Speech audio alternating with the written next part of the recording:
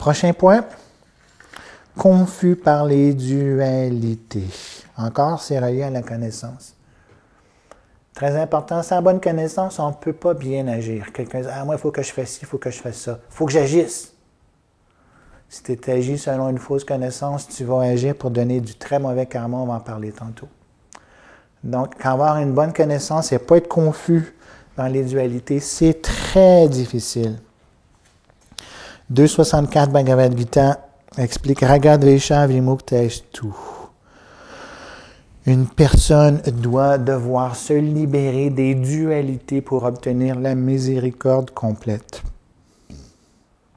Miséricorde est un autre sujet, mais là, le principe, c'est de se libérer des dualités.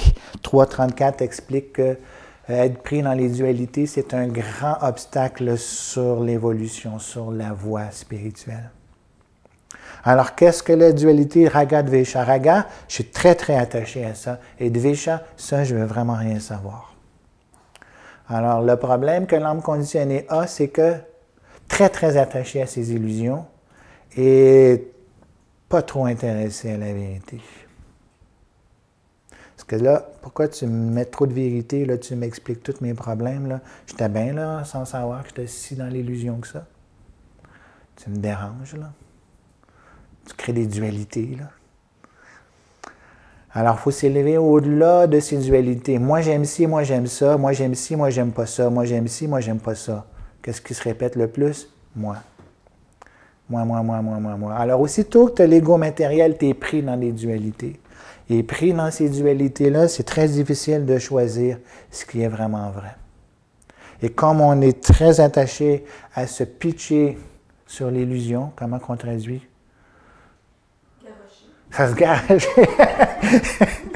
Très, très, très attaché à se garocher sur ce qui est néfaste, à se lancer avec frénésie sur ce qui est néfaste à nous. Alors, on est très pris dans ces dualités-là. Alors, quand on a une grande aversion pour quelque chose, c'est important de comprendre, pourquoi j'ai tant d'aversion à? Pour s'élever au-delà de la dualité. Si j'ai tant d'aversion pour ça, c'est parce que j'ai tant d'attachement pour ça. Il faut s'élever au-delà de l'attachement et l'aversion. Donc, élever au-delà de l'ego. S'élever au-delà des dualités.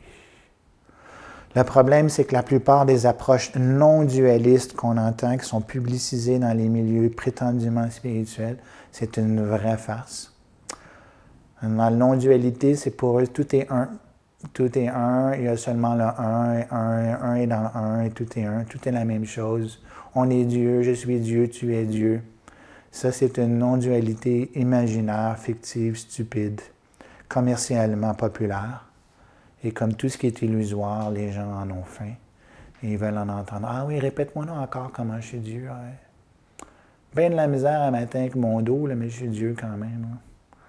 Puis là, de la misère à payer mon hypothèque, mais je suis Dieu quand même. Hein. Et là, tu t'imagines des choses comme ça, que tu es en non-dualité avec Dieu et que tu es dans la non-dualité. Alors, avoir une vraie non-dualité, un vrai Advaita. Advaita, c'est dualité, Advaita, c'est non-dualité. Ça prend une conscience vraiment spirituelle. Et pour ça, il faut avoir une discipline sérieuse. Et un des symptômes qu'on est dans une vraie non-dualité, c'est qu'on n'a plus les autres problèmes qui sont autour.